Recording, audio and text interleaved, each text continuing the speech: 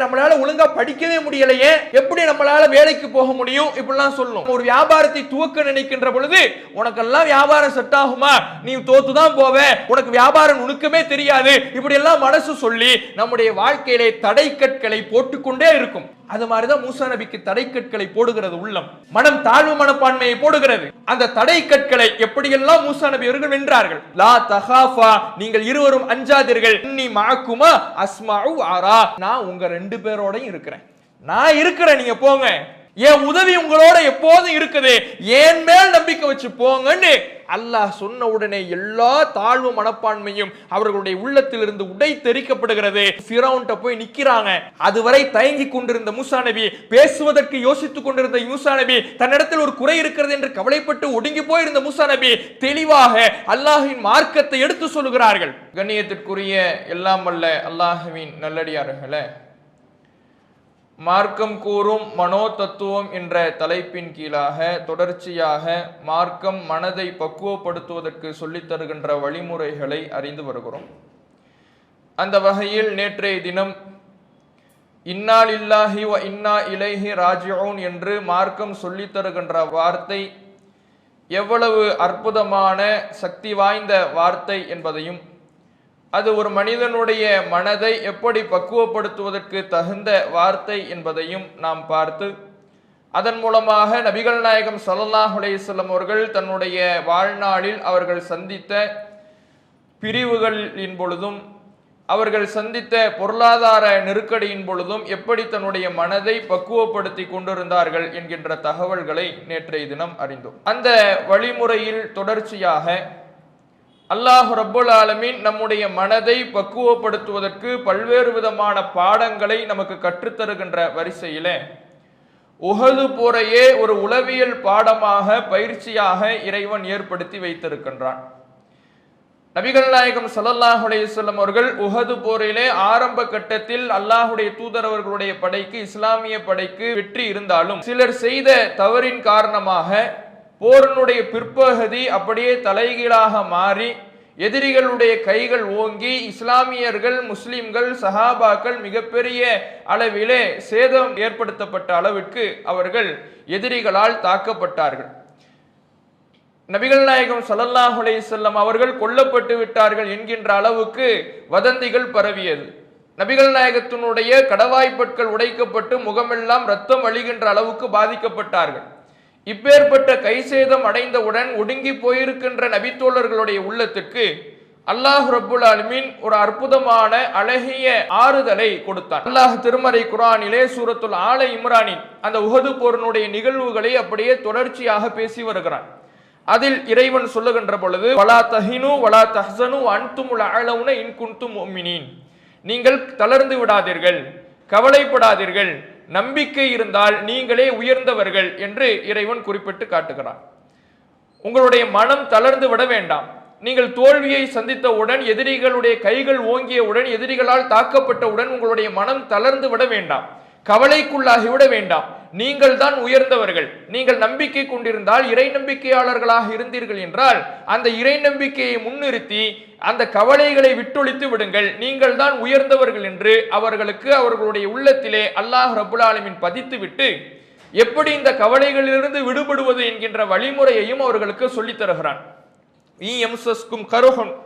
உங்களுக்கு இன்றைக்கு ஒரு காயம் ஏற்பட்டிருக்கிறது என்றால், ஃபக்கது மஸ்ஸல் கௌம கரஹுன் மிஸ்லஹு, இந்த எதிரி கூட்டத்திற்கு இதற்கு முன்னால் இதே போன்ற காயம் ஏற்படுத்தப்பட்டது.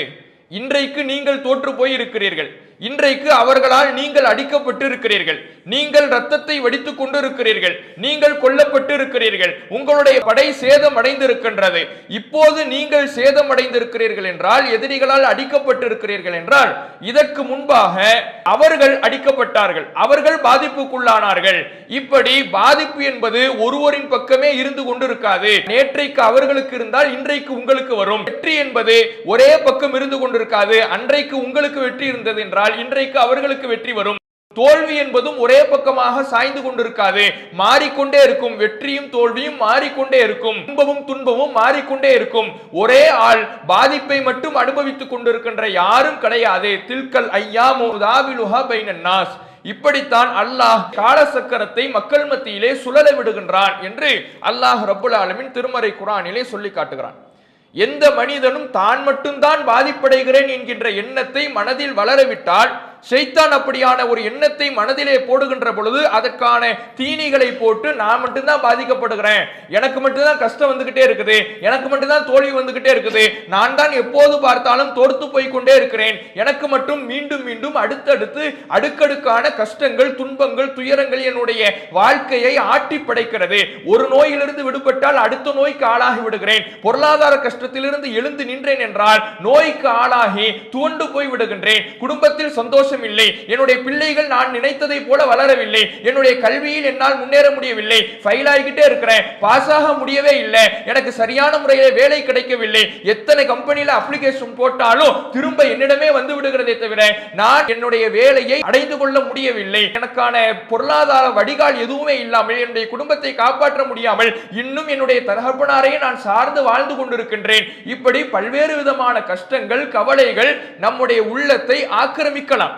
அப்படி ஆக்கிரமிக்கின்ற பொழுது இறைவன் நமக்கு சொல்லித் தருகின்ற ஆறுதல் என்பது, இந்த நேரத்தில் உன்னுடைய மனம் என்ன சொல்லும் என்றால், நீ மட்டும்தான் கஷ்டப்படுற பாரு, மற்றவனை எல்லாம் பாரு, உலகத்துல பாரு, உன் எய்த்த வீட்டை பாரு, உன் அடுத்த வீட்டை பாரு, உன் நண்பனை பாரு, உன் சொந்தக்காரனை பாரு, உனக்கு தெரிஞ்சவனை பாரு, எல்லாரும் சந்தோஷமா இருக்கிறான், நீ மட்டும்தான் கவலை கொண்டு இருக்கிறாய், உனக்கு மட்டும்தான் கஷ்டம் வருது, உனக்கு மட்டும்தான் துன்பம் வருகிறது என்கின்ற ஒரு எண்ண ஓட்டத்தை ஷைத்தான் போட்டு மனதை கவலையிலே, ஆழமான கவலைக்கு, கவலையினுடைய உச்சிக்கே கொண்டு சென்று விடுவான். அப்ப நாம என்ன நம்முடைய மனதிலே பதிய வைக்க வேண்டும் என்றால், அல்லாஹ் சொல்லித் தர்றான், நீ மட்டும் கஷ்டப்படலை, உலகத்துல கஷ்டம் இல்லாத எந்த மனிதனும் இல்லை. இன்றைக்கு உனக்கு பொருளாதார கஷ்டம் என்றால் இன்னொருவனுக்கு நோயிலே ஒருத்தவன் தோண்டு போய் கிடக்கின்றான். நீ வேலை இல்லாமல் கஷ்டப்படுறன்னா இன்னொருத்தவன் பொருளாதாரம் இல்லாமல் கஷ்டப்படுறான். இப்படி ஏதாவது ஒரு வகையிலே யாருக்காவது கஷ்டங்கள் இருந்து கொண்டே தான் இருக்கும். எனக்கு வருகின்ற கஷ்டம் இன்னொருவருக்கு இல்லை என்றாலும் கூட நான் படுற எனக்கு ஒரு கஷ்டம் இருக்கும், அவருக்கு ஒரு கஷ்டம் இருக்கும். எல்லாருமே சந்தோஷமாக மகிழ்ச்சியாக வாழுகின்ற எந்த மனிதனும் கிடையாது. ஏதேனும் ஒரு வகையிலே யாருக்காவது எல்லா மனிதனுக்கும் கஷ்டம் இருந்து கொண்டே இருக்கும் என்கின்ற மிக முக்கியமான தத்துவத்தை சஹாபாக்களுடைய உள்ளத்திலே அல்லாஹ் வழங்கி அவர்களுடைய உள்ளத்திலே ஆறுதலை கொடுக்கின்றான். நீங்க மட்டும் கஷ்டப்படல என்று அல்லாஹ் சொல்லி கொடுக்கின்றான். நபிகள் நாயகம் ஸல்லல்லாஹு அலைஹி வஸல்லம் அவர்கள் இந்த தத்துவத்தை தன்னுடைய வாழ்க்கையிலே அல்லாஹ்வுடைய தூதர் அவர்கள் அப்ளை பண்றாங்க. நபிகள் நாயகம் ஸல்லல்லாஹு அலைஹி வஸல்லம் அவர்களிடத்துல அலுபா என்கின்ற ஒரு ஒட்டகம் இருக்குது. இந்த அலுபா என்கின்ற ஒட்டகம் இது ரேஸ் வைக்கிறாங்க, ஒட்டகங்களுக்கு மத்தியில ஓட்டப்பந்தயம் வைக்கிறாங்க. இந்த அலுபா என்கின்ற ஒட்டகம் தோர்த்ததே கிடையாது. நபிகள் நாயகம் ஸல்லல்லாஹு அலைஹி வஸல்லம் அவர்களுடைய ஒட்டகம் தான் எந்நாளும் ஜெயிக்கின்ற, வெற்றி பாதையிலே பயணிக்கின்ற, நபிகள் நாயகத்திற்கு வெற்றி மகுடம் சூட்டுகின்ற ஒட்டகமாக இருந்தது.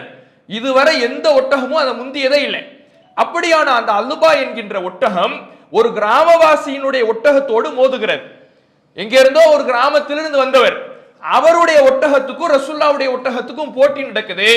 அந்த அலுபா என்கின்ற நபிகள் நாயகத்தின் ஒட்டகத்தை எங்கிருந்தோ வந்த அந்த கிராமவாசியினுடைய ஒட்டகம் ஜெயித்து விடுகிறது, வென்று விடுகிறது. சஹாபாக்களுக்கெல்லாம் ஒரே வருத்தமாக போகிறது. சஹாபாக்களுடைய உள்ளங்கள் எல்லாம் கஷ்டமாகிறது.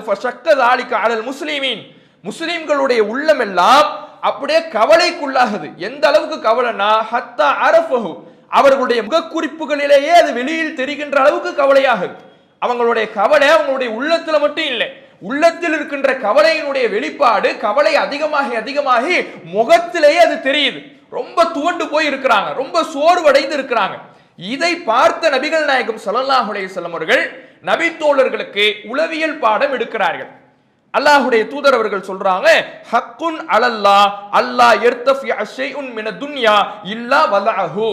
இந்த உலகத்தில் எதுவெல்லாம் உயரத்துக்கு செல்லுகிறதோ, வெற்றிக்கு செல்லுகிறதோ, அல்லாஹ் ஒரு நாள் அதை தாழ்த்தியே தீர்வான். எப்போதுமே வெற்றி ஒரு பக்கமே சாய்ந்து கொண்டு இருக்காது, ஒரு பக்கமே வெற்றி ஏறிக்கொண்டே இருக்காது. எப்போதாவது அல்லாஹ் அந்த வெற்றி பாதையில் பயணிப்பவர்களுக்கு ஒரு தாழ்வை, ஒரு இழப்பை கொடுப்பான்.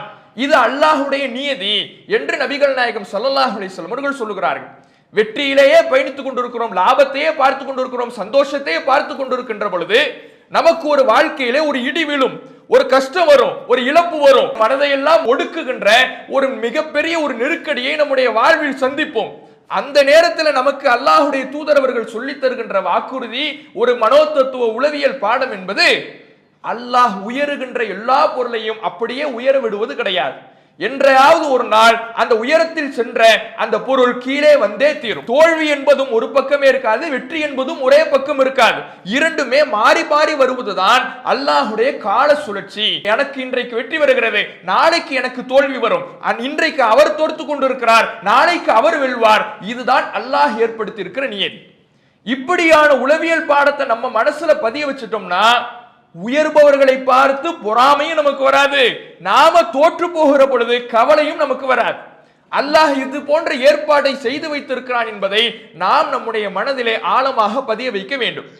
நபிகள் நாயகம் ஸல்லல்லாஹு அலைஹி வஸல்லம் அவர்கள் பிரச்சாரம் பண்ணும் பொழுது அவர்களுக்கு பல்வேறு விதமான கஷ்டங்கள் வருது. அப்படி கஷ்டங்கள் வருவதிலே மிக முக்கியமான கஷ்டம் என்னன்னா, நபிகள் நாயகத்தை பொய்யர் என்று அந்த மக்கள் விமர்சிப்பது ரசூலுல்லாஹ்வுடைய மனசுல அவ்வளவு கவலையாக ஆகுது. பொய்யர் ஏன் யோசிச்சு பாருங்க, தன்னுடைய 40வது வயது வரை இவரை போன்ற உண்மையாளர் யாரும் இல்லை என்று பெயர் எடுத்த நபிகள் நாயகம் ஸல்லல்லாஹு அலைஹி வஸல்லம் அவர்களுக்கு இந்த ஏகத்துவ பிரச்சாரத்தை செய்தவுடன் பொய்யர் என்கின்ற பட்டம் கிடைக்குதுன்னா மனசு எவ்வளவு வேதனைப்படும். நம்ம மக்கள், நம்முடைய ஊர் மக்கள், நம்மோடு பழகியவர்கள், நம்முடைய பெரிய தகப்பனார், நம்முடைய மாமா, நம்முடைய மச்சான், நம்முடைய உறவினர், நம்முடைய சொந்த பந்தம், நம்முடைய குடும்பம் இதுவரை நம்மளை நம்பிக்கிட்டு இருந்துச்சு, இதுவரை நம்ம உண்மையாளர் என்று சொன்னது, இதுவரை நம்மை நம்பிக்கையாளர் என்று சொன்னது, நாம் சொல்வதை எல்லாம் நம்பியது, ஒரு பிரச்சனை என்றால் நம்மிடம் வந்து தீர்வு கேட்டது. இந்த மக்கள் திடீரென்று நம்மையே பொய்யர்கள் என்று விமர்சிக்கிறார்கள் என்றால் அந்த மனம் எவ்வளவு கவலை கொள்ளும். அப்படியான கவலை நபிகள் நாயகம் ஸல்லல்லாஹு அலைஹி வஸல்லம் அவர்களுக்கு வருகின்ற பொழுது அல்லாஹ் அவர் ரசூலுல்லாஹ்வுக்கு ஒரு ஆறுதல் சொல்றான். என்ன ஆறுதல் தெரியுமா? சஹாபாக்களுக்கு உஹது போர்ல ஆறுதல் கொடுத்தானே, நீங்க மட்டும் வெற்றி பெறல, நீங்க மட்டும் தோத்து போகல, அந்த படையும் தோற்றுதான் போனது, இன்றைக்கு உங்களுக்கு தோல்வி, நாளைக்கு அவர்களுக்கு தோல்வி, வெற்றியும் தோல்வியும் மாறி மாறிதான் வரும் என்கின்ற ஒரு தத்துவத்தை சஹாபாக்களுடைய உள்ளத்துல பதிய வச்சானே, அதே தத்துவத்தை ரசூலுல்லாஹ்வுக்கும் அல்லாஹ் சொல்லி கொடுக்கிறான். இன்றைக்கு நீங்கள் பொய்யர் என்று விமர்சிக்கப்பட்டு இருக்கிறீர்கள். வலக்கத் குஸிபத் ருசுலும் மின் கப்லிக், உங்களுக்கு முன்னால் எத்தனையோ தூதர்கள் அனுப்பப்பட்டாங்க. மூசா அனுப்பப்பட்டார், ஈசா அனுப்பப்பட்டார், இப்ராஹிம் அலைஹிஸ்ஸலாம் அவர்கள் வந்தார்கள், இஸ்மாயில் அலைஹிஸ்ஸலாம் அவர்கள் வந்தார்கள், யூசுப் அலைஹிஸ்ஸலாம் வந்தார்கள், யூனுஸ் அலைஹிஸ்ஸலாம் வந்தார்கள், ஷுஐப் அலைஹிஸ்ஸலாம் வந்தார்கள். இப்படி எத்தனையோ தூதர்கள் உங்களுக்கு முன்னால் அனுப்பப்பட்டார்களே, அந்த தூதர்களும் மக்களால் பொய்யர் என்றுதான் விமர்சிக்கப்பட்டார்கள். ஏதோ உங்களுக்கு மட்டும் பாதிப்பு வருதுன்னு நினைக்காதீங்க. உங்க மனசு அப்படி ஒடுங்கி போயிட வேணாம். உங்களுக்கு மட்டும்தான் வாழ்க்கையில கஷ்டம் வருது, உங்களுக்கு மட்டும்தான் வாழ்க்கையில துன்பம் வருகிறது, துயரம் வருகிறது என்று உங்களுடைய மனம் ஒடுங்கி, உங்களுடைய மனம் கவலைக்குள்ளாகி விட வேண்டாம். உங்களுக்கு முன்னால எத்தனை தூதர்கள் அனுப்பப்பட்டாங்களோ எல்லாருமே மக்களால் பொய்யர் என்று விமர்சிக்கப்பட்டார்கள். அந்த சமயத்தில் எல்லாம் அவர்கள் பொறுமை காத்தார்கள், சகித்துக் கொண்டார்கள். அந்த கவலையை அவங்க வெளிப்படுத்தல, அந்த கவலையை வளர விடல. அந்த விமர்சனம் வருகின்ற பொழுது அதை ஏற்றுக்கொண்டார்கள். அந்த விமர்சனத்தை அப்படியே பொருட்படுத்தாமல் கடந்து சென்றார்கள். அந்த விமர்சனம் அவர்களை உருகுலைக்கவில்லை, அவர்களை உட்கார வைக்கவில்லை, அவர்களை ஒடுக்கிவிடவில்லை. அதுபோன்று நீங்களும் சகித்துக் கொள்ளுங்கள். விமர்சனம் என்பது வரதான் செய்யும். நல்லவர்களுடைய வாழ்வில் விமர்சனம் என்பது தவிர்க்க முடியாதது என்பதை அல்லாஹ் ரப்புல் ஆலமீன் நபிகள் நாயகம் ஸல்லல்லாஹு அலைஹி வஸல்லம் அவர்களுக்கு உளவியல் பாடம் எடுக்கிறான். இதுதான் நமக்கு பாடம். நமக்கு கஷ்டங்கள் வருகின்ற பொழுது, கவலை வரும் பொழுது நான் மட்டும்தான் கஷ்டப்படுறேங்கிற எண்ணத்தை நம்முடைய மனதில் ஷைத்தான் விதிக்க பார்த்து நம்முடைய மனதை கலங்கடிக்க பார்க்கிறான் என்றால், அந்த நேரத்தில் நம்முடைய மனதுக்கு நாம சொல்ல வேண்டிய விஷயம், நான் மட்டும்தான் கஷ்டப்படல, நான் மட்டும் துன்பப்படல, நான் மட்டும் துயரப்படல, மற்றவர்களும் கஷ்டப்படுகிறார்கள், அவர் கஷ்டப்படுகிறார், இவர் கஷ்டப்படுகிறார், 10ஓடு 11ஆக அல்லாஹ் எனக்கும் கஷ்டம் கொடுத்திருக்கிறான். இந்த கஷ்டம் என்பது நிரந்தரம் அல்ல, இதிலிருந்து வெற்றியை கொடுப்பதும் அல்லாஹ் தான். வெற்றியும் தோல்வியும் கஷ்டமும் இன்பமும் துன்பமும் மாறி மாறி வருவதுதான் மனித வாழ்க்கை, இறைவனுடைய நியதி என்பதை நாம் இந்த நேரத்தில் புரிந்து கொள்ள வேண்டும். அப்ப இது மிக முக்கியமான ஒரு பாடம், நம்முடைய உள்ளத்தை பக்குவப்படுத்துவதற்கு அல்லாஹ் சொல்லி தருகின்ற ஒரு பாடம். அடுத்து பாருங்க, இன்றைக்கு பெரும்பாலும் ஒரு இளைஞர்களாக இருந்தாலும் சரி, பலதரப்பட்ட வயதுடையவர்களும் சந்திக்கின்ற மிக முக்கியமான பிரச்சனை, வாழ்க்கையில கஷ்டம் வரும் பொழுது சேர்ந்து தூக்கமின்மையும் வந்துடுது. என்னால தூங்க முடியல, நைட்டு படுத்தா ஏதோதோ யோசனை வருது, ஒரே டிப்ரெஷனா இருக்குது, ஒரே கவலையா இருக்குது, எனக்கு யோசனைகள் வந்து கொண்டே இருக்குது, போய் படுக்கையில படுத்தா எதெல்லாம் நடந்து முடிச்சோ, என் வாழ்க்கையில என்னென்னலாம் கஷ்டத்தை சந்திச்சனோ, என்னென்ன துன்பத்தை சந்திச்சனோ எல்லாம் லிஸ்ட் போட்ட மாதிரி என் மனசுல வந்துகிட்டே இருக்குது. தூக்கம் என்பது வரவே இல்லை என்கின்ற ஒரு பிரச்சனை இன்றைக்கு மிகப்பெரிய பிரச்சனையாக இருக்குது. இளைஞர்களை பார்த்தால் அவர்கள் இந்த தூக்கமின்மை என்பது மிக முக்கிய பிரச்சனை. சமூக வலைதளத்தில் பார்க்கிறாங்க, சமூக வலைதளத்தை தேய்க்கிறார்கள், செல்போனையே பார்க்கிறாங்க. 1 மணி ஆகுது, 2 மணி ஆகுது, தூக்கம் வரல. செல்போனை தூக்கி வச்சுட்டாலும் என்ன ஓட்டங்கள் வந்துகிட்டே இருக்குது, யோசனைகள் வந்துகிட்டே இருக்குது, கஷ்டங்கள் வந்துகிட்டே இருக்குது, துன்பம் வந்துகிட்டே இருக்குது, துயரங்கள் வந்துகிட்டே இருக்குது. நான் என்னெல்லாம் வாழ்க்கையில் அடிபட்டனோ எல்லாமே லிஸ்ட் போட்ட மாதிரி ஞாபகம் வந்துகிட்டே இருக்குது. அந்த ஞாபகங்கள், நினைவலைகள் என்னுடைய தூக்கத்தையே கெடுத்து விடுகிறது. இது இன்றைக்கு சந்திக்கக்கூடிய மிக முக்கிய பிரச்சனை. இன்சோம்னியா அப்படிங்கிறாங்க, தூக்கமின்மையால் அவதிப்படுகின்ற ஒரு பிரச்சனை. இந்த பிரச்சனை மார்க்கம் இதற்கும் அழகான ஒரு தீர்வை சொல்லுகிறது. தூக்கம் என்பது மார்க்கம் நமக்கு சொல்லித் தருகின்ற மிக முக்கியமான விஷயம். அளவுக்கு அதிகமான தூக்கத்தை தான் மார்க்கம் கண்டிக்கிறதே தவிர, ஒரு மனிதனுக்கு தூக்கம் என்பது எவ்வளவு தேவையோ அது ஒரு மனிதனுக்கு அவசியம் இருந்தே ஆக வேண்டும். அல்லாஹ் திருமறை குர்ஆன்ல சொல்றான், வஜஅல்னா நௌமக்கும் சுபாதா, உங்களுடைய தூக்கத்தை உங்களுக்கு ஓய்வாக, ராகத்தாக ஆக்கியிருக்கிறோம். தூக்கம் இருக்குதுல, உங்களுக்கு அது ஒரு ஓய்வு, அது ஒரு ராகத்து, அது உங்களுக்கு நிம்மதியை தரும். அப்படி உங்களுடைய தூக்கத்தை உங்களுக்கு ஒரு நிம்மதியாக நாம் ஆக்கியிருக்கிறோம் என்று இறைவன் சொல்லி காட்டுகிறான். யோசித்து பாருங்கள், அளவுக்கு அதிகமான தூக்கம் என்பது சோம்பேறித்தனத்தை கொடுக்கும். ஆனால் ஒரு மனிதன் ஒரு நாளும் 7 மணியிலிருந்து 8 மணி நேரம் அளவுக்கு குறைந்தபட்சம் உறங்க வேண்டும். அதுவும் இரவு உறக்கமாக இருப்பதுதான் சிறந்தது. அதுதான் பல்வேறு நோய்களை அவனுக்கு கட்டுப்படுத்துகிறது, அவனுக்கு டிப்ரெஷனை குறைக்குது, அவனுக்கு கவலையை குறைக்குது, அவனுடைய வாழ்க்கையில சங்கடங்களை குறைக்குது என்று இன்றைக்கு மனோதத்துவ நிபுணர்கள் சொல்லுகிறார்கள். ஆனால் அல்லாஹ் அப்போதே நமக்கு சொல்லி கொடுக்கின்றான், 1450 ஆண்டுகளுக்கு முன்பாகவே இறைவன் நமக்கு எடுத்துரைக்கின்றான், உங்களுடைய தூக்கம் தான் உங்களுக்கான ஓய்வு, உங்களுக்கான நிம்மதி என்று சொல்லிக் கொடுக்கின்றான். ஆனால் இன்றைக்கு தூக்கத்தை தொலைத்தவர்கள் எத்தனையோ பேர். நேற்றைய தினம் கூட பார்த்தோம், உஹது போர்ல கவலைப்பட்டு கொண்டிருக்கின்ற சஹாபாக்களுக்கு அல்லாஹ் நிம்மதி தருவதற்கு சிறு தூக்கத்தை அவர்களுக்கு அமைதிப்படுத்துவதற்காக கொடுத்தான். அப்படிங்கிறத நேற்றைய தினம் பார்த்தோம். சின்ன தூக்கத்தை, சின்ன ஓய்வை போர்க்களத்தில் அல்லாஹ் அவர்களுக்கு ஏற்படுத்துகிறான். ஏன் ஏற்படுத்துறேன்னு அல்லாஹ் சொல்றான்னா, அமனத்தன், அவர்களுக்கு நிம்மதியாக ஆக்கணும். அந்த சிறு தூக்கம் என்பது ஒரு சின்ன ஓய்வை, சின்ன நிம்மதியை. கவலையில இருக்கிறாங்க, கஷ்டத்துல இருக்கிறாங்க, நாம தோத்து போயிட்டோமே, கஷ்டத்துல இருக்கிறோமே, துயரத்துல இருக்கிறோமே, இவ்வளவு பாதிப்புக்குள்ளாயிட்டோமே, ரசூலுல்லாஹ்வை இப்படி பாதுகாக்க முடியாம ஆயிட்டோமே, இப்படியான டிப்ரெஷன்ல கஷ்டத்துல இருக்கிறவங்களுக்கு நிம்மதி தருவதற்காக சின்ன தூக்கத்தை நாம கொடுத்தோம் அப்படின்னு அல்லாஹ் சொல்றான். அப்படி தூக்கம் வழங்கப்பட்டவர்கள்லயே சில பேருக்கு தூக்கமே வரலையா. அல்லாஹ் கொஞ்சம் பேருக்கு தூக்கத்தை கொடுத்தான். அந்த கொஞ்சம் பேர் தூங்கி எழுந்திருச்ச உடனே நிம்மதியை உணர்ந்தார்கள், அந்த கவலையை மறந்தார்கள். ஆனா இன்னும் ஒரு சாரார், அவர்களுக்கு இந்த தூக்கமே வரலை. அவங்க என்ன பண்ணாங்கன்னா, அல்லாஹ் அதையும் திருமறை குர்ஆனிலே 154வது வசனத்துல சொல்லுகிறான், தூக்கம் இல்லாத ஒரு கூட்டமும் அங்க இருந்தாங்க. அவங்க கத அஹம்மத்துஹும் அன்ஃபுசுஹும், அவர்களுடைய உள்ளங்கள் என்ன துவங்கியது.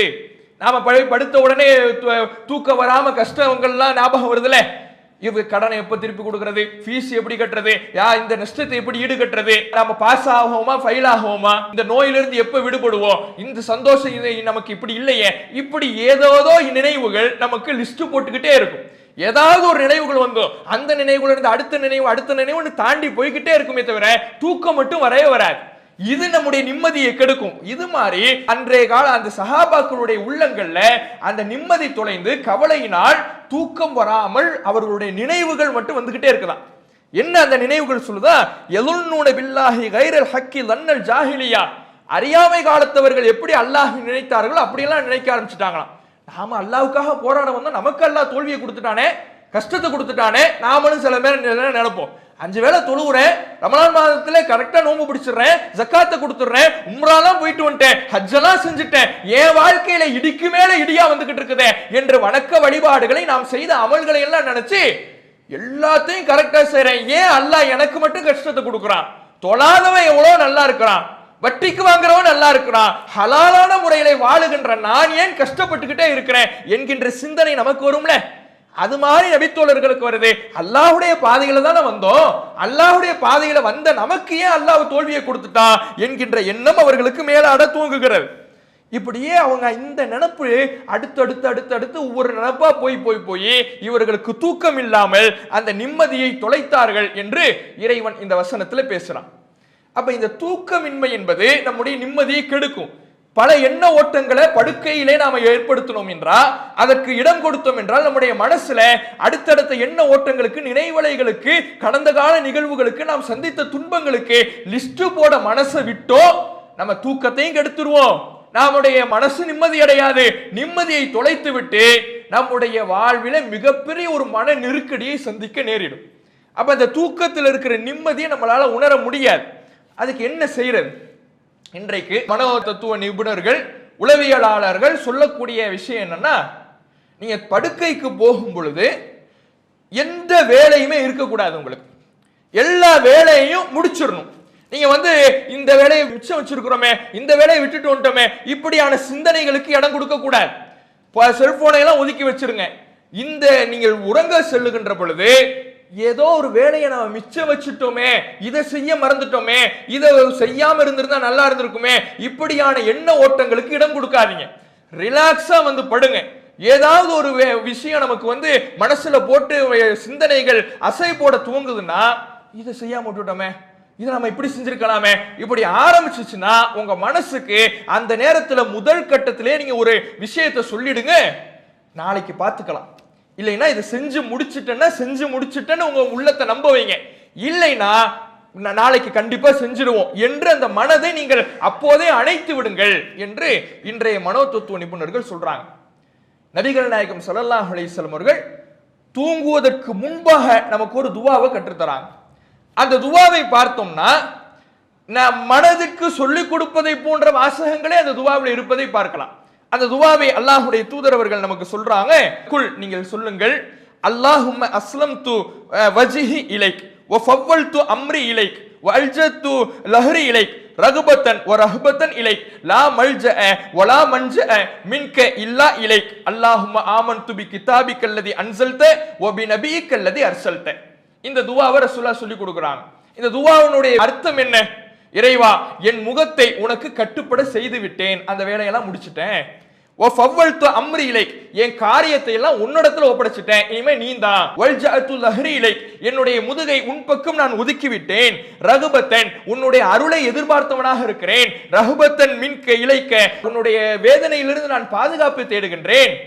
எல்லாமே ரசூலுல்லாஹ் சொல்லி கொடுத்த வாசகம் எல்லாமே, நான் இந்த வேலையை முடிச்சிட்டேன், வணக்க வழிபாடா முடிச்சிட்டேன், என் முகத்தை அல்லாஹ்வுக்கு கட்டுப்பட வச்சுட்டேன், என் காரியத்தை எல்லாம் ஒன்ட்டு ஒப்படைச்சிட்டேன், இனிமே அதனுடைய வெற்றியோ தோல்வியோ இன்பமோ துன்பமோ எல்லாத்தையும் நான் ஒன்ட்டு ஒப்படைச்சிட்டேன் என்பதை தூங்குவதற்கு முன்னால ரசூலுல்லாஹ் சொல்றாங்க. இதனுடைய பொருளை உணர்ந்து சொல்லிட்டோம்னு வைங்களேன், இதை நம்முடைய ஆழமான மனசுல பதிய வைத்து என் காரியத்தை எல்லாம் அல்லாஹ்விடத்தில் ஒப்படைச்சிட்டேன் என்று தூங்குவதற்கு சென்றால் தூக்கம் கெட்டு போகுமா? நினைவுகள் எல்லாம் வருமா? கஷ்டங்கள்லாம் அந்த நேரத்தில் மனசு லிஸ்ட் போடுமா? எல்லாத்தையும் நான் அல்லாஹ் இடத்துல ஒப்படைச்சிட்டேனே, எல்லாத்தையும் நான் முடிச்சிட்டேனே என்கின்ற விஷயத்தை அந்த மனதுக்கு சொல்லிக் கொடுக்கும் பொழுது இந்த டிப்ரெஷனால, தூக்கமின்மையால கஷ்டப்படுகின்ற வேலையே இல்லாம போயிடும். எவ்வளவு அற்புதமாக மார்க்கம் சொல்லி கொடுக்கிறார். இன்றைக்கு மனோ தத்துவ நிபுணர்கள் சொல்றாங்க, நீங்க எல்லா வேலையும் முடிச்சிட்டோன்னு உங்க மனசுக்கு சொல்லி கொடுங்கன்னு. நபிகள் நாயகம் ஸல்லல்லாஹு அலைஹி வஸல்லம் அவர்கள் நமக்கு சொல்லி கொடுக்கிறார்கள், தூங்க செல்வதற்கு முன்னால் என் காரியத்தை எல்லாம் இறைவா ஒன்றை நான் ஒப்படைச்சிட்டேன் என்று நீங்கள் தூங்க செல்லுங்கள். அப்ப நாம இப்படி நம்முடைய மனசுல, ஆழ் மனசுல இந்த சிந்தனையை பதிய வைக்கணும். வெறுமனே வார்த்தைகளாக மட்டும் இந்த துவாக்கள் வெளிப்படக்கூடாது. நம்பிக்கையாக, ஆழ்மனது சிந்தனையாக இந்த துவாக்களுடைய கருத்துக்களை உணர்ந்து உளப்பூர்வமாக எடுத்து சொன்னோம் என்றால் நம்முடைய தூக்கத்துல எந்த டிஸ்டர்பும் இல்லாம போனோமா, எந்த சிந்தனைகளுக்கு இடம் கொடுக்காம, கஷ்டங்களை லிஸ்ட் போட விடாம நிம்மதியா போய் உறங்க போயிடலாம். அப்ப இது மார்க்கம் நம்முடைய கஷ்டங்களுக்கு சொல்லித்தரக்கூடிய ஒரு தீர்வாக இருக்குது. அடுத்து மனுஷனுடைய உள்ளத்துல சில நேரங்கள்ல ஒரு கஷ்டம், கவலை வரும். ஆனால் அந்த கவலையினுடைய காரணமே அந்த மனிதராக தான் இருப்பார். ஒரு தப்பை செய்திருப்பார், ஒரு தவறை செய்திருப்பார். அந்த தவறே பின்னாளில் ஒரு கவலையாக வந்து நிற்கும், கஷ்டமாக வந்து நிற்கும். இந்த நேரத்தில் உள்ளத்தை எப்படி பக்குவப்படுத்துவது? இந்த நேரத்தில் உள்ளத்துல பல்வேறு விதமான எண்ணங்களையும் ஷைத்தான் போட தயாராக இருப்பான். நீ தப்பு செஞ்சப்போ எப்படி நிம்மதியா இருந்த, திருந்திட்டில, இப்ப நீ எவ்வளவு கவலைப்பட்டுக்கிட்டு இருக்க பாரு. இப்படி எல்லாம் ஷைத்தான் போடுவதற்கு வாய்ப்புள்ள கட்டம் இது. நாமளே ஒரு தப்பை செய்திருப்போம், தவறை செய்திருப்போம். அது பிற மக்களுக்கு தெரிந்தோ அல்லது தெரியாமலோ, மறைமுகமாக நமக்கு மட்டும் தெரிந்த விஷயமாகவோ ஏதோ ஒரு தப்பை நாம செய்திருப்போம். செஞ்சுட்டு மீண்டுடுவோம். மனசு உறுத்தி அல்லாஹ்வுக்கு அஞ்சி ஒரு கட்டத்தில் நாம திருந்தி விடுவோம். ஏதோ ஒரு தவறு மக்களுக்கு தெரிந்திருக்கிறது அல்லது மக்களுக்கே தெரியவில்லை, யாருக்கும் தெரியவில்லை. ஆனா நான் இப்ப திருந்திட்டேன், என் மனசு உறுத்துனுச்சு, இரையச்சம் உறுத்தியது, நான் இப்போது திருந்தி விட்டேன் என்று திருந்தி இருப்போம். ஆனால் நாம திருந்திய பிறகு அதுவே நமக்கு ஒரு கவலையாக நிற்கும். அதன் மூலமாக ஒரு பாதிப்பை நம்முடைய வாழ்வில நம்ம சந்திப்போம். அது அரசியல் பொறுத்தலாக வெளியே 4 பேருக்கு தெரிஞ்சிருக்கும். நம்மளை விமர்சிப்பா, என்னடா நமக்கு தப்பு செஞ்சுக்கிட்டு இருக்கும் பொழுதெல்லாம் எவனையும் எதையுமே கண்டுக்கல, இப்ப திருந்திட்டோம், அல்லாஹ் இப்ப நம்மளை வெளிப்படுத்திட்டானே, அல்லாஹ் நமக்கு இப்படி ஒரு கவலை ஏற்படுத்திட்டானே, சங்கடமா இருக்குதே, இப்படி எல்லாம் மனசுல ஒரு கவலை வரும். இந்த நேரத்தில் நாம நம்முடைய உள்ளத்தை எப்படி கட்டுப்படுத்தணும்னா, நாம செஞ்ச தவறுனால தான் இதை நம்ம அனுபவிக்கிறோம். அல்லாஹ் இப்போயே நமக்கு இது போன்ற சங்கடத்தை கொடுத்துட்டான்னா மறுமையிலே நமக்கு அல்லாஹ் மன்னித்து விடுவான். அதனால் இறைவன் நம்மை மறுமையின் தண்டனையிலிருந்து காப்பாற்றுவதற்காக இப்படியான ஒரு ஏற்பாடை செய்திருக்கிறார் என்கின்ற வகையிலே நம்முடைய உள்ளத்தை நம்ம பக்குவப்படுத்தணும். யூசுப் அலைஹிஸ்ஸலாம் அவர்களுடைய சகோதரர்களுடைய வரலாறு இதற்கு மிகச்சிறந்த எடுத்துக்காட்டு. யூசுப் அலைஹிஸ்ஸலாமுடைய சகோதரர்கள் என்ன செஞ்சாங்க? தகப்பனார்கிட்ட பொய் சொல்லி யூசுப் நபியை கூட்டிட்டு போனாங்க. இவரை கொல்லணுங்கிறதுக்காகவே தகப்பனார்கிட்ட பொய் சொல்றாங்க. நாங்க இவர் கூட விளையாடணும், எங்களை நீங்க நம்பவே மாட்டேங்கிறீங்க, எங்க கூட அனுப்புங்க, நாங்க ஓடி பிடிச்சு விளையாடுவோம், நாங்க அழைச்சிட்டு போறோம், இவரை நாங்க பாதுகாப்பா வச்சிருப்போம் என்று சொல்லி இவரை அழைத்து செல்லுகிறார்கள். அழைத்து சென்று பாலுங்கண்ணற்றிலே இவர்கள் சதித்திட்டம் தீட்டி இவரை வீசிவிட்டு தகப்பனார்கிட்ட ஓடாய் தின்னுடுச்சுன்னு பொய் சொல்றாங்க. அவ்வளவு குரோதத்தோடு அவ்வளவு விரோதத்தோடு மிகப்பெரிய தவறை செய்துவிட்டு யூசுப் நபியினுடைய சகோதரர்கள் யாக்கூப் நபியினுடைய பிள்ளைகள் நிக்கிறாங்க. தப்பு செஞ்சப்ப அவர்களுக்கு இது ஒரு சங்கடமாகவே தெரியல. ஆனா எப்ப சங்கடமாக நிக்குதுன்னா, பின்னால யூசுப் நபி எல்லாம் வளர்ந்துடுறாங்க, பொருளாதாரத்துறை அமைச்சராக யூசுப் நபி மாறிடுறாங்க எகிப்துக்கு. இவங்க இருந்த யாக்கூப் நபியும் அவர்களுடைய மற்ற பிள்ளைகளும் இருந்த நாட்டில் மிகப்பெரிய பஞ்சம் நிலவுகிறது. எகிப்தில யூசுப் நபி பொருளாதாரத்துறை அமைச்சராக இருந்ததுனால, அழகிய முறையிலே பொருளாதாரத்துக்கான திட்டங்களை எல்லாம் தீட்டியதுனால இந்த பஞ்சத்திலிருந்து எகிப்து மட்டும் பாதுகாப்பு பெற்றுடுச்சு. எகிப்தில பஞ்சம் இல்ல, வறட்சி இல்ல, மற்ற நாடுகள் எல்லாம் பஞ்சத்தினால பாதிப்படைஞ்சிருக்கு. இந்த சமயத்துல மற்ற நாட்டு மக்கள் எல்லாம் எகிப்துக்கு உதவி கேட்டு போறாங்க. நீங்க நல்லா இருக்கிறீங்க, எங்க நாடுலாம் பஞ்சத்துல சிரமத்தில் இருக்குது, உணவுப் பொருட்களை கொடுத்து உதவுங்கள் என்று மற்ற நாட்டு மக்கள் எல்லாம் எகிப்துக்கு போறாங்க. அப்ப அந்த வகையிலே யாக்கூப் நபியினுடைய அந்த மற்ற பிள்ளைகள் யூசுப் நபி தான் அங்க ஆட்சி செய்யறாருங்கிறது தெரியாமலே அங்க போயிடுறாங்க. அங்க பல்வேறு விதமான நிகழ்வுகள் நடக்குது. இப்ப யூசுப் நபி தன்னுடைய மற்ற சகோதரர் இருக்கிறார்ல, தான் கூட பிறந்தவர், இவங்கெல்லாம் இன்னொரு தாய்க்கு பிறந்தவர்கள், இன்னொரு மனைவி, யாக்கூப் நபியினுடைய இன்னொரு மனைவிக்கு பிறந்தவங்க தான் யூசுப் நபியை சதித்திட்டம் திட்டினாங்க. ஆனா இவருடைய தாய்க்கு பிறந்த இன்னொரு மற்றொரு சகோதரர் இருக்கிறார். அப்ப அவரை தான் கூட வச்சுக்கணுங்கிறதுக்காக அவரை அழைச்சிட்டு வர சொல்றாங்க. அழைச்சிட்டு வரல, உங்களுக்கு எந்த உணவும் கிடையாது, உங்களுக்கு எந்த தானியத்தை நான் வழங்க மாட்டேன், பஞ்சத்துல தான் வரீங்க, ஆனால் அவரை அழைத்து வந்தால் தான் நான் சாப்பாடு உங்களுக்கு தருவேன்னு யூசுப் நபி சொல்லி அனுப்புறாங்க. ஆனா இவர் யூசுப் நபி தாங்கிறது அவங்களுக்கு தெரியாது. தகப்பனார்கிட்ட போறாங்க, மனம் நொந்து போய் அவங்க போகும் பொழுதே அவங்களுக்கு யோசனையா இருக்குது. என்ன யோசனை? எப்படி நம்ம தகப்பனார் அனுப்புவார்? ஏற்கனவே யூசுஃபை நம்ம இப்படிதான் கூப்பிட்டோம், அப்போ உண்மையை சொல்லல, பொய்ய சொன்னோம். பொய்ய சொல்லி கூப்பிட்டப்ப நம்முடைய தகப்பனார் அப்போவே தயங்கி தயங்கி நம்மளோட அனுப்பினார். அவர் தயங்கினதுக்கு தகுந்தவாறு நாமளும் சதி திட்டம் தீட்டி அவரை பாலுங்கணத்துல வீசிட்டோம். ஆனா இப்ப உண்மையாவே கூப்பிட போறோம், நமக்கு கஷ்டம், நமக்கு பஞ்சம், நமக்கு உணவு இல்லை, இப்ப நாம உண்மையாகவே கூப்பிட போறோம், உண்மையா கூப்பிடும் பொழுது நம்முடைய தகப்பனார் நம்புவாரா அப்படிங்கிற தயக்கத்தோடையே யாக்கூப் நபியிடம் பிள்ளைங்க போறாங்க. அவங்க தயங்கின மாதிரி தான் நடந்துச்சு. யாக்கூப் நபி அவர்கள் இடத்துல கேட்கிறாங்க, உங்களை நான் எப்படி நம்புறேன்? இப்படிதான் யூசுஃபையும் அழைச்சிட்டு போனீங்க, கடைசியில் அவர் இறந்துட்டாரு, அவரை ஓனாய் குன்னுடுச்சுன்னு நின்னீங்க, இப்ப இவருடைய சகோதரரை அழைச்சிட்டு போறதுன்னு சொல்றீங்களே, எப்படி நான் உங்களை நம்புவேன்? உங்களோட நான் அனுப்ப மாட்டேன் என்று விடாப்பிடியாக யாக்கூப் நபி அவங்க நிக்கிறாங்க. யோசிச்சு பாருங்க, பொய் சொன்னப்ப யாக்கூப் நபி அனுப்பிட்டாங்க, இப்ப உண்மையை சொல்றாங்க, மனம் வருந்துறாங்க. அப்ப செஞ்சது அவங்க தப்புதாங்கிறத இப்ப மனசளவுல உணர்ந்துட்டாங்க. நாம செஞ்சது தப்பு தான், அப்ப தப்பு செஞ்சோம், நம்முடைய தகப்பனார்கிட்ட பொய் சொன்னோம், அப்படி பொய் சொல்லி அவரை நாம பாலங்கணத்துல வீசிட்டோம். இப்ப உண்மையை சொன்ன நம்ம தகப்பனார் எப்படி நம்புவாரு? ஒரு சங்கடத்துக்கு ஒரு வருத்தத்துக்கு அவங்க ஆளாகுறாங்க. இதுதான் உப்பு திண்டவன் தண்ணி குடிச்சுதான் ஆகணும்பாங்கல்ல. தப்பு செஞ்சுட்டா அதன் மூலமாக வருகின்ற இந்த சங்கடங்களை தாங்கிதான் ஆகணும். அது நம்முடைய செயலினால் விளைந்ததுதான். நாம செய்த கெட்ட செயலினால், நாம் செய்த தவறான செயல்களினால் விளைந்ததுதான். அந்த விளைவை நாம் சந்தித்து தான் ஆக வேண்டும். அந்த நேரத்தில் நாம பொறுமையை கடைபிடிக்கணும், சகித்துக் கொள்ளணும். கஷ்டங்கள் வரும், துன்பம் வரும், அது கவலையாக வரும். நாம செய்த ஒரு காரியம் அப்ப தப்பு செய்யும் போது வரலனா கூட திருந்திய பிறகு அதுவே நமக்கு கவலை அளிக்கக்கூடியதாக வரும். அப்போது ஏற்கனவே நம்ம தப்பு செஞ்சோம், அதனுடைய விளைவை இப்ப அனுபவிக்கிறோம்னு நம்ம மனதை இந்த நேரத்தில் கட்டுப்படுத்தி கொள்ள வேண்டும். பல பேரை பார்க்கலாம், இன்றைய சமீபத்தில் கூட பார்த்திருப்பீங்க, பணத்தை எல்லாம் போய் முதலீடு பண்றது. சில கம்பெனிகள்ல போய் இந்த V3 ஆட்ஸ் அப்படின்னு ஒரு பெரிய கம்பெனி ஒரு பெரிய மோசடியில இறங்கினாங்க. அதுக்கு முன்னாடி ஒவ்வொரு ஊர்கள்லையும் காரைக்கால், திருவாரூர், நாகப்பட்டினம் இது போன்ற பகுதிகளில் பல மோசடிகள். அதே மாதிரி பல தங்க நகை முதலீடு என்று ஆருத்ரா நிறுவனம்னு மோசடி, இப்படி பல நிறுவனங்கள் பண மோசடியில் இறங்கினாங்க. இவங்களுக்கெல்லாம் தெரியாதா? இந்த முதலீடு பண்ணாங்கல்ல, கொண்டு போய் பணத்தை போட்டாங்கல்ல, லட்ச லட்சமா போய் கொட்டினாங்கல்ல, இவங்கெல்லாம் இதுக்கு முன்னாடி மோசடி சம்பந்தமான செய்தியை கேட்டதே கிடையாதா? எல்லாம் கேட்டதுதான். செய்தியில மோசடி நிறுவனங்கள் என்று தொடர்ச்சியாக வந்துகிட்டே தான் இருக்குது. 4000 கோடி 5000 கோடி என்று சர்வ சாதாரணமாக மோசடி நிறுவனங்கள் பணத்தை சுருட்டி கொண்டு சென்று கொண்டுதான் இருக்கிறார்கள். ஆனா மக்கள் பணத்தாசை, போட்டா அதிகப்படியான லாபத்தை கொடுக்கிறானே என்கின்ற ஆசையில போய் போடுறது. இப்ப போட்டுட்டு பணத்தை அவன் சுருட்டிட்டு போன உடனே அந்த கவலையை அனுபவிச்சுதான் ஆகணும், அந்த சங்கடத்தை அனுபவிச்சுதான் ஆகணும். இது நம்மளால வந்தது, நாம செஞ்ச தப்புனால வந்தது, உப்பு தின்னுட்டோம், தண்ணியை குடிச்சுதான் ஆகணும் என்று அவர்களுடைய மனதை அவங்க ஆசுவாசப்படுத்தி தான் ஆகணும். என்ன அல்லாஹ் இப்படி கொண்டு வந்து விட்டுட்டானே யோசிக்க கூடாது.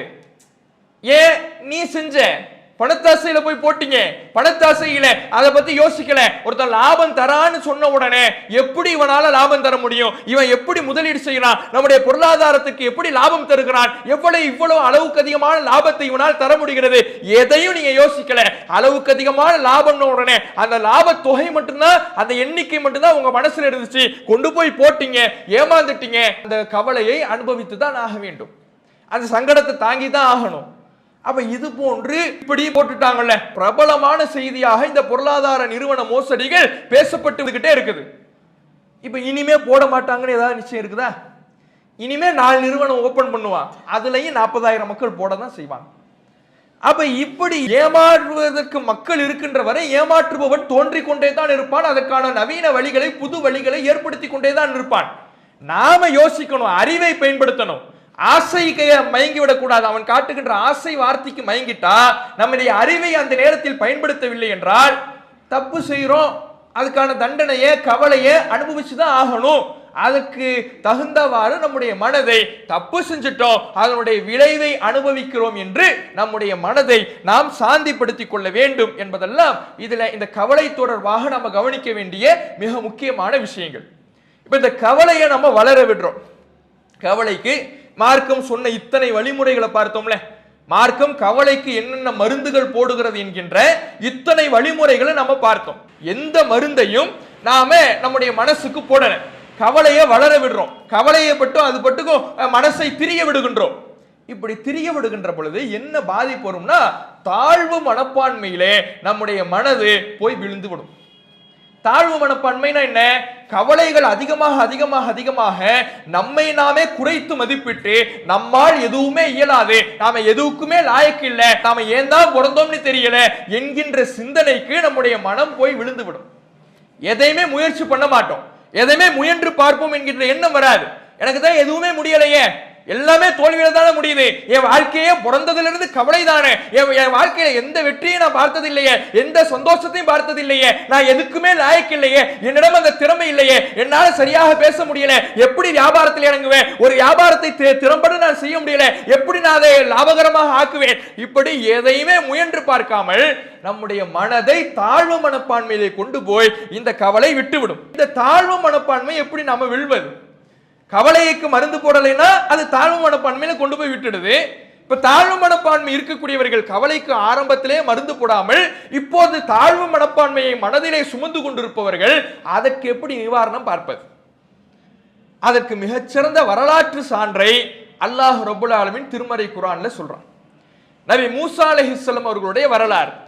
இந்த மூசா நபி அவர்களுடைய வரலாறு தாழ்வு மனப்பான்மையிலிருந்து விடுபடுவதற்கு மிகச்சிறந்த வரலாற்று சான்று. மூசா நபி அவர்கள் ஃபிரௌனுடைய வீட்டிலேயே வளர்க்கப்படுகின்றார்கள். ஃபிரௌனுடைய வீட்டிலேயே வளர்க்கப்படுகின்ற பொழுது இளமை பருவத்தை எல்லாம் அடைஞ்சிடறாங்க. அடைந்து விட்டு 2 பேர் சண்டை போட்டுக்கிட்டு இருக்காங்க. விலக்கி வைக்க போகும் பொழுது மூசா நபி அவர்கள் ஒருவனை ஒரே ஒரு குத்து விடுறாங்க, ஆளு அவுட்டு. இவ மூசா நபிக்கு மனசெல்லாம் படபடக்குது. ஆஹா, இவனை கொன்னுட்டோன்னு நம்ம தெரிஞ்சா நம்மளை சும்மா விட மாட்டோம்னு ஓடிடுறாங்க. ஓடினதுக்கு அப்புறம் அல்லாஹ் அவர்களுக்கு நபித்துவத்தை வழங்குகிறான். நபித்துவத்தை வழங்குகிற பொழுது மூசா நபி அவர்கள் அல்லாஹ் அவங்களுக்கு நபித்துவத்தை கொடுத்துட்டு மூசா நபி அவர்களுக்கு அல்லாஹ் சொல்றான், நீங்க போய் ஃபிரௌன்ட்ட போய் பிரச்சாரம் பண்ணுங்க. யார்கிட்ட இருந்து மூசா நபி பயந்து ஓடி வந்தாங்களோ, இவன் நம்மளை சும்மா விட மாட்டான், அவன் கூட்டத்தில் உள்ள ஒரு ஆளை நம்ம கொன்னுட்டோம், அவன் கூட்டத்தில் ஒரு அடித்தா அடிச்சோம், யதார்த்தமா அடிச்சோம், நம்ம பலமா அல்லது அவன் வீக்கா என்னன்னே தெரியல, ஆள் அவுட் ஆயிட்டான். ஆள் அவுட் ஆயிட்டாங்கன்னா இப்ப அவன் ஃபிரௌன் சும்மா விடுவானா? சும்மாவே விட மாட்டான்னு தான் ஓடுனாங்க. ஓடிய மூசா நபி அவர்களை அல்லாஹ் அழைத்து, எவனிடமிருந்து நீ ஓடி வந்தீர்களோ அவனிடமே போய் பிரச்சாரம் செய்யுங்கன்னு மூசா நபி அவர்களுக்கு அல்லாஹ் கட்டளை போடுறான். இப்ப கட்டளை போடுகின்ற பொழுது மூசா நபி அவர்கள் அல்லாஹ்விடம் சொல்லுகிறார்கள், யலீகு சத்ரி வலா யன்தலிகு லிசானி, இறைவா என்னுடைய உள்ளங்கள் எல்லாம் ஒடுங்கி போயிருக்கிறது, என் உள்ளம் இதை ஏத்துக்கவே இல்லை, நான் எப்படி போவேன், என்னால முடியாது என்று என்னுடைய உள்ளம் நெருக்கடிக்குள்ளாக இருக்கிறது. தாழ்வு மனப்பான்மையினால் என்னுடைய உள்ளம் சங்கடத்திலே நெருக்கடியிலே இருக்கிறது. வலா யன்தலிகு லிசானி, என்னுடைய நாவும் எழ மறுக்கிறது, என்னால தெளிவாக ஒன்றை பேச முடியாது, என்னால் ஒரு கருத்தை தெளிவாக சொல்ல முடியாது என்ற ஏற்கனவே என் உள்ள தாழ்வு மனப்பான்மையா இருக்குது, என் உள்ள நெருக்கடிக்குள்ளாக இருக்குது, என்னால ஒரு கருத்தை பேசவும் முடியவில்லை என்ற ஒரு குறையும் இருக்குது. நான் எப்படி போய் சொல்றது? இது மட்டும் இல்ல, இன்னி அகாஃபு அன் யுகதிபூன், அவன் என்ன பொய்யர்னு சொல்லுவாங்கிறத நான் பயப்படுறேன். நான் போன உடனே அவன் என்ன ஏத்துக்காக போறான்? அவன் என்ன வரவேற்க போகிறான்? சிவப்பு கம்பளம் விதைத்து வரவேற்பானா? நான் சொல்லுகின்ற செய்தியை நாம் சொல்லுகின்ற பொழுது, நீ தான் ஒரே இறைவன் என்று நான் எடுத்துரைக்கின்ற பொழுது அவன் என்னை பொய்யன் என்று சொல்வான். இது எனக்கு பயமா இருக்குது. ஏற்கனவே என் உள்ள தாழ்வு மனப்பான்மைகளால நெருக்கடிக்குள்ளாக இருக்குது, என்னால சரியா பேச முடியல, பேச முடியாத ஒரு குறையும் என்னிடத்தில் இருக்குது, என்னால தெளிவா ஒரு வார்த்தையை, ஒரு வாசகத்தை, ஒரு விளக்கத்தை கொடுக்க முடியாத அளவிற்கு ஒரு பலவீனம் உள்ளவனாக, குறை உள்ளவனாக இருக்கிறேன். நான் எப்படி போய் சொல்றது? வலஹும் அலைய தம்முன், அது மட்டுமா, ஏற்கனவே நான் ஒரு குற்றத்தை வேற செஞ்சுட்டு வந்திருக்கிறேன். ஒரு ஆளை அடிச்சேன், அவன் இறந்துட்டான், அவன்கிட்ட இருந்தா பயந்து ஓடி வந்தேன், இப்ப நான் எப்படி அவன்கிட்டயே திரும்ப போறது? இப்படி எல்லாம் மூசா நபி சொல்றாங்க. என்னால முடியாது, எனக்கு குறையும் இருக்குது, என் மனசும் சரியில்லை. இப்படி எல்லாம் அல்லாஹ்விடத்துல தன்னுடைய தாழ்வு மனப்பான்மையை மூசா நபி அவர்கள் வெளிப்படுத்துகிறாங்க. யோசிச்சு பாருங்க, நம்மிடத்திலையும் இந்த குறை வரும், நம்மிடத்திலையும் இந்த மன நெருக்கடி வரும். ஒரு காரியத்தை செய்ய முயலுகிற பொழுது, ஒரு வியாபாரத்தில் இறங்குகிற பொழுது, ஒரு படிப்பிலே, ஒரு கல்வியில இறங்குகிற பொழுது, அடுத்தவரிடத்துல பேசும் பொழுது கூட ஒரு தயக்கம் வரும். நாம் எப்படி போய் பேசுறது? ஆள் நல்ல பணக்காரரா இருக்கிறாரு, வெல்த்தியான ஆளா இருக்கிறாரு, நம்ம ட்ரெஸ் கூட சரியா இல்லையே, எப்படி போய் நின்று பேசுறது? இப்படி எல்லாம் தாழ்வு மனப்பான்மை வரும். ஆள் நல்ல பார்க்கவே அவ்வளவு அற்புதமா இருக்கிறாரு, பார்க்கவே ரிச்சான ஆளா தெரியுது, இவர்கிட்ட போய் நாம எப்படி பேசுறது? நம்மளை மதிக்காம போயிட்டாருன்னா என்ன செய்யறது? இப்படிலாம் நம்ம மனசு சொல்லும். நம்மளால ஒழுங்கா படிக்கவே முடியலையே, எப்படி நம்மளால வேலைக்கு போக முடியும்? இப்படிலாம் சொல்லும். ஒரு வியாபாரத்தை துவக்க நினைக்கின்ற பொழுது, உனக்கெல்லாம் வியாபாரம் செட் ஆகுமா? நீ தோத்துதான் போவ, உன்னால ஒரு வியாபாரத்தை லாபமா எடுத்துட்டு போக முடியாது, உனக்கு வியாபாரம் நுணுக்கமே தெரியாது, இப்படி எல்லாம் மனசு சொல்லி நம்முடைய வாழ்க்கையிலே தடை கற்களை போட்டுக்கொண்டே இருக்கும். அது மாதிரிதான் மூசா நபிக்கு தடை கற்களை போடுகிறது உள்ளம், மனம் தாழ்வு மனப்பான்மையை போடுகிறது. அந்த தடை கற்களை எப்படியெல்லாம் மூசா நபி அவர்கள் வென்றார்கள். அல்லாஹ் அவர்களுக்கு உளவியல் பாடங்களை சொல்லிக் கொடுக்கின்றான். அல்லாஹ் அவர்களுக்கு அந்த தாழ்வு மனப்பான்மையை வெல்வதற்கான வழிமுறைகளை சொல்லி காட்டுகின்றான். மூசா நபி அவர்கள் இப்படிலாம் கஷ்டத்தை சொல்றாங்க. சொன்னதுக்கு அப்புறம் அல்லாஹ் மூசா நபி அவர்களுக்கு சில அற்புதங்களை கொடுக்குறான். இந்தாங்க, நீங்க உங்க கையை விலாப்புறத்துல விட்டு எடுங்க, அது ஜொலிக்கும். உங்க கையில என்ன வச்சிருக்கிறீங்க, ஒரு கைத்தடி, அதை கீழே போடுங்க, அது பாம்பாக மாறும். இப்படியெல்லாம் மூசா நபி அவர்களுக்கு சில அற்புதங்களை கொடுத்து இத்ஹப் இலா ஃபிரௌன இன்னஹு தகா, இப்ப போங்க, நீங்க ஃபிரௌன்ட்ட போங்க, அவன் வரம்பு மீறிக்கிட்டு இருக்கிறான், பயந்துகிட்டு இருந்தீங்க, இப்ப உங்க கையில கொஞ்சம் அற்புதத்தை கொடுத்தன்ல, இதை தைரியமாக வைத்து நீங்க போங்க அப்படின்னு அனுப்புறான். அப்பயும் மூசா நபிக்கு தைரியம் வரல. அப்பயும் மனசு சொல்லுது, உன்னால முடியாது, உன்னால அவன்கிட்ட ஜெயிக்க முடியாது, உன்னால அவன்கிட்ட பேசி வெல்ல முடியாது. இப்படியே மூசா நபி அவர்களுடைய மனம் மூசா நபிக்கு சொல்லுது. அதனால அல்லாஹ்விடத்துல ஒரு அற்புதமான பிரார்த்தனையை மூசா நபி கேட்கிறாங்க. ரப்பி ஷ்ரஹ்லி சத்ரி, இறைவா என்னுடைய உள்ளம் ஒடுங்கி போய் இருக்குது, தாழ்வு மனப்பான்மையால ஒடுங்கி போய் நெருக்கடிக்குள்ளாக இருக்குது, என் உள்ளத்தை இறைவா எனக்கு விசாலப்படுத்து. ஒயஸ்ஸிர்லி அம்ரி, என் காரியத்தை எனக்கு இலகுவாக்கு. நான் செய்ய போற காரியம் அதை செய்ய முடியாதுன்னு என் மனசு சொல்லுது. எந்த காரியத்தை செய்ய முடியாது என்று என் மனம் சொல்லுகிறதோ அந்த காரியத்தை எனக்கு லேசாக்கி கொடு. வஹ்லுல் உக்தத்தம் மின் லிசானி, என்னுடைய நாவில் உள்ள முடிச்சுகளை அவிழ்த்து விடு. என்னால தெளிவாக பேச முடியாது என்ற ஒரு குறை இருக்குது, அந்த குறையை நீ சரி செய்து கொடு. யஃப்கஹு கௌலி, அப்படி சரி செய்தால்தான் நான் சொல்லுகின்ற வார்த்தை அவர்களுக்கு தெளிவாக புரியும். தூதர் என்றாலே நாவாண்மை மிக அவசியம். அதுவே மூசா நபி அவர்களிடம் இல்லை. அந்த குறை தான் மனதிலே அழுத்தத்தை கொடுத்து கவலைக்கு மேல் கவலையை பட வைக்கிறது. அதனால அந்த குறையை இறைவா எனக்கு சரி செஞ்சு கொடு, அப்பதான் நான் பேசுறதெல்லாம் அவங்களுக்கு புரியும். வஜஅல்லி வஸீரம் மின் அஹ்லி, என் குடும்பத்திலிருந்து எனக்கு ஹாரூன்கிற என்னுடைய சகோதரரை எனக்கு உதவியாளரா ஆக்கு. இப்படியெல்லாம் அல்லாஹ்விடத்துல அவங்க பிரார்த்தனை கேட்கிறாங்க.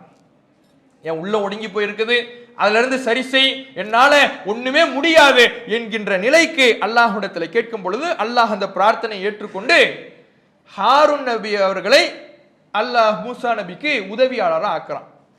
உதவியாளர் ஆக்கிட்டு இப்ப ரெண்டு பேருக்கு சேர்த்து கட்டளை போடுறான்.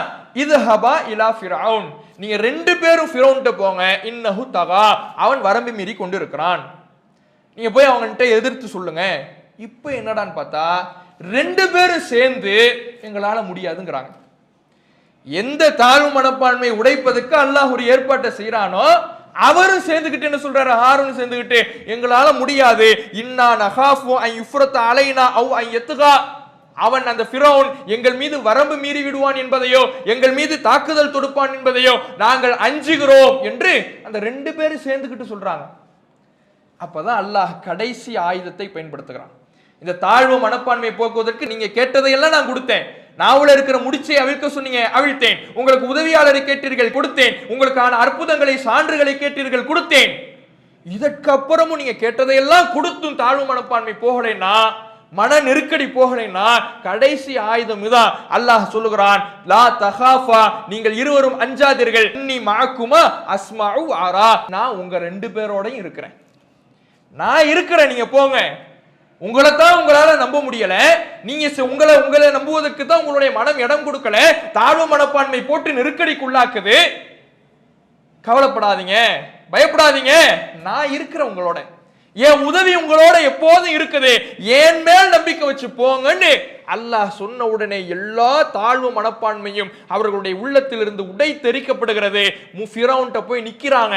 அதுவரை தயங்கி கொண்டிருந்த மூசா நபி, பேசுவதற்கு யோசித்துக் கொண்டிருந்த மூசா நபி, தன்னிடத்தில் ஒரு குறை இருக்கிறது என்று கவலைப்பட்டு ஒடுங்கி போயிருந்த மூசா நபி தெளிவாக அல்லாஹ்வின் மார்க்கத்தை எடுத்து சொல்லுகிறார்கள். ஃபிரௌன் சில லாஜிக்கான கேள்வியெல்லாம் கூட சொல்றான், எப்படியாவது இந்த மூசா நபியை லாக் பண்ணிடணும்னு வாதங்களை எல்லாம் வைக்கிறான். எதுலையுமே சிக்கல. இறைவனுடைய கொள்கையை பத்தி, இறைவன்னா யாரு, அல்லாஹ்னா யாரு, எல்லாத்தையும் சொல்றாங்க. சொன்ன உடனே சுத்தி இருந்த மக்களை எல்லாம் மூசா நபிக்கு எதிராக திருப்பணுங்கிறதுக்காக, என்ன இப்போ அல்லாஹ் தான் கடவுள், நான் தான் இறைவன் சொல்லிக்கிட்டு இருக்கிறேன். அவன் என்ன சொல்றான், ஃபிரௌன் நான் தான் இறைவன், நான் தான் இறைவன், நான் தான் கடவுள்னு சொல்லிக்கிட்டு இருக்கிறேன். இப்போ என்ன புதுசா அல்லாஹ் தான் இறைவன், அவன் ஒருத்தன் தான் கடவுள்னு சொல்றேன். அப்ப இதுக்கு முன்னாடி மௌத்தானவங்க எல்லாம் என்ன, இதுக்கு முன்னாடி மௌத்தானாங்கல்லப்பா, நீ இப்பதான் அல்லாஹ் தான் இறைவன் சொல்ற, என்ன நம்பி என்ன கடவுள்னு நம்பி மௌத்தானாங்களே, அவங்களுடைய நிலைமையெல்லாம் என்ன, அவங்க அல்லாஹ்னா அவங்களுக்கு யாருன்னே தெரியாதே, அப்ப அவங்களாம் நீ சொல்ற மறுமையில என்ன வாங்க இப்படி கேட்கிறான். இதுக்கு பதில் சொன்னா எப்படி பதில் சொன்னாலும் டேஞ்சர் தான். இல்ல அவங்கலாம் நரகத்துக்கு தான் போவாங்க அப்படின்னு சொன்னா என்ன ஆகும்? சுத்தி இருந்த மக்கள்லாம், ஏண்டா எங்க அம்மா அப்பாவெல்லாம் நரகத்துக்குரியவங்களா நீ சொல்றியா, மூசா நபிக்கு எதிராக திரும்புவாங்க. இல்ல இல்ல அவங்க எல்லாம் சொர்க்கத்துக்கு போவாங்க அப்படின்னு சொன்னா உண்மைக்கு மாற்றமானது.